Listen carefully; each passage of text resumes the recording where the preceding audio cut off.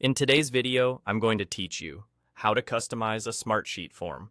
By the end, you'll know exactly where to start, how to shape your form to fit your needs, and how to save your work with confidence. Begin inside your sheet and look to the toolbar at the top. There, open the Forms menu and choose Create Form.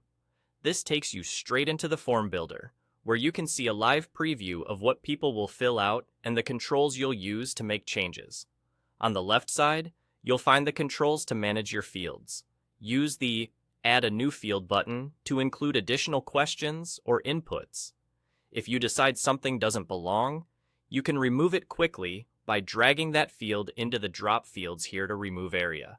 This is a safe and visual way to clean up anything you don't need. Just below, still on the left panel, there's a Form Elements section. Use this to add structure and clarity.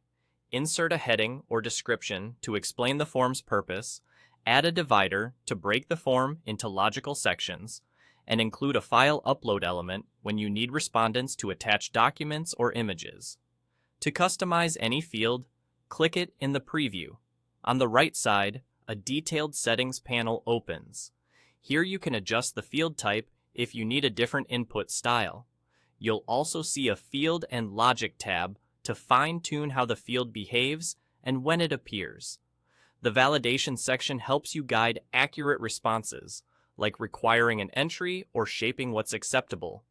Display as lets you control how the field looks to respondents for better readability. You can even set default values to speed up responses or suggest common answers. Keep in mind that available options vary depending on the field type you're using, so what you see here will adjust to match your selection. If the order of questions doesn't feel right, simply click and drag fields up or down in the preview to rearrange them.